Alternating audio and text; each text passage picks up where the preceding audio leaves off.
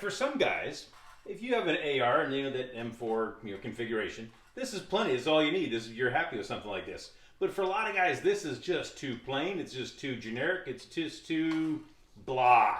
All right, you want something cool. Well, today, let's take a little AR-15 journey, and we'll go from that plain blah to something like this, like a 90s Delta wannabe. All right, let's see how we got from there to here.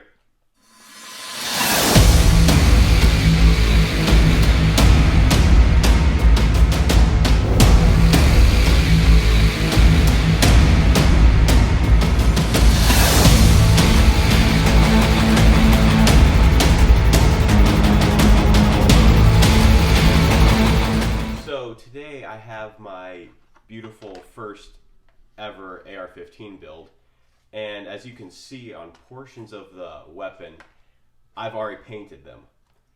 However, today I will be painting the entire firearm.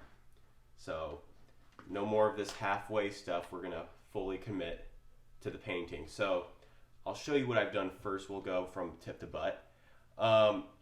I've sealed off the barrel with an earplug. You can just use masking tape or whatever you want. And then I've masked off the front sight as well as the rear sight. And for most people to say, oh, you would cover up the mag well. Well, I'll just sacrifice one of these Amend 2 mags to spray paint, and that covers up the mag well.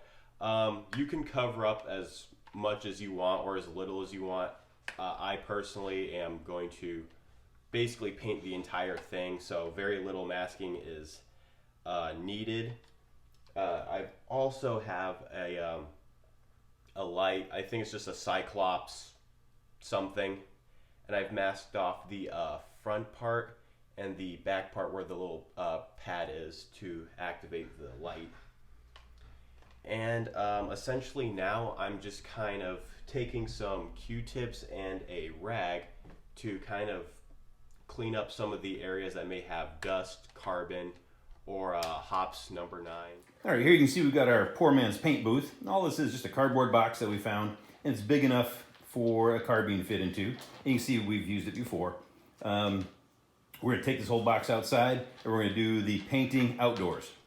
All right, so the first base coat is going to be this this kind of khaki tan, and for the first coat we're just going to lightly apply it to the weapon, and we'll go from there. I did no prep work before this. We're just going to be running it raw, so that's what we're going to be doing. Oh, and I have the light there too.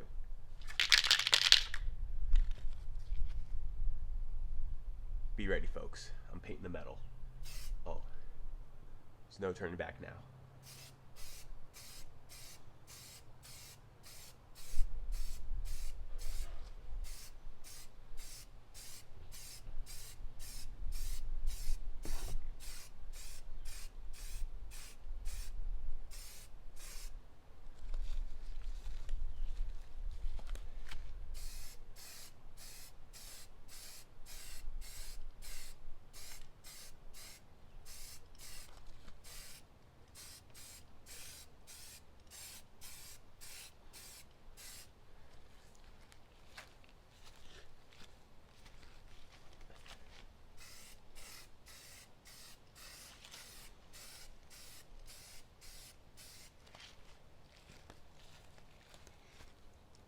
This is very liberating. If you've never done this before, it's very liberating.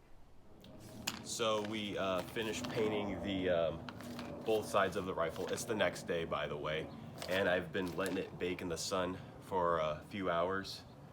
And as you can see, we got a really nice base coat. Here's the other side.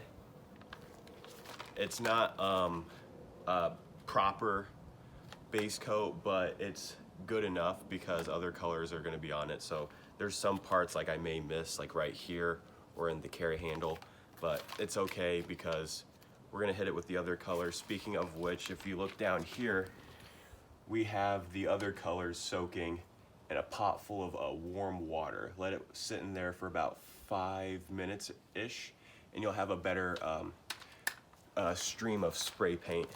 So that, and we did the same thing with the base color. And so now we're just gonna put it back in the box and do a couple of stripes for camo pattern. So I'm just gonna be doing some stripes on the rifle, and the order I'm gonna be doing this is I'm gonna be using this khaki, then I think this is earth brown, and then I'll finish it off with a deep forest green, and then a layer of sand that's already applied. And that's gonna be the order for the stripes for the whole rifle. I even have the flashlight there. I'll give that some of the paint, and let's do this.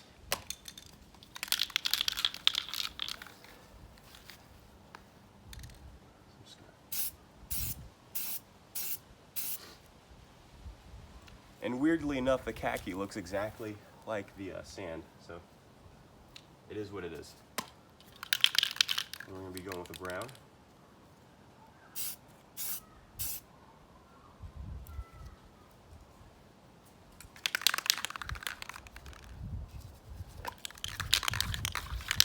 And then we'll finish off with a deep forest green.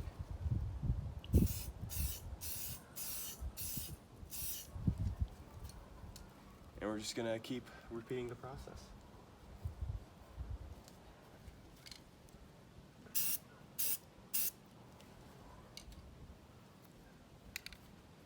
is the brown.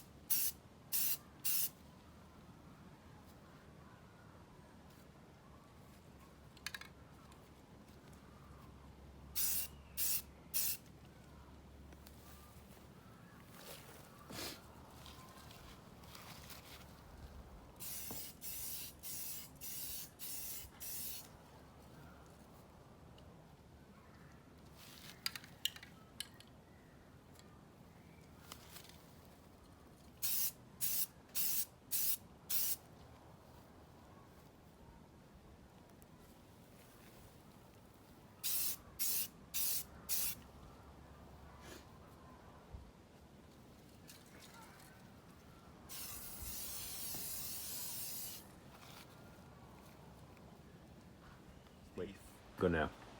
So here's the finished paint. Here's the one side, and then here's the other. And it still works like a basic AR. Bolt carrier group's fine. Selector still selects. And yeah, the next thing is just to take off the masking tape at all of the different points, and throw sling tape on a light, and shoot it when I get to. That's kind of it. So here's the finished rifle. I got a canteen sling with paracord mounts. Got a flashlight. I taped it with 100-mile-an-hour tape and just some zip ties for extra security. And I got a Ranger band on the buttstock, kind of make it that 90s Delta look. And yeah, this is the finished rifle. If you like it, tell me about it. If you don't, you can tell me about it too. It doesn't matter. It's my rifle. But yeah.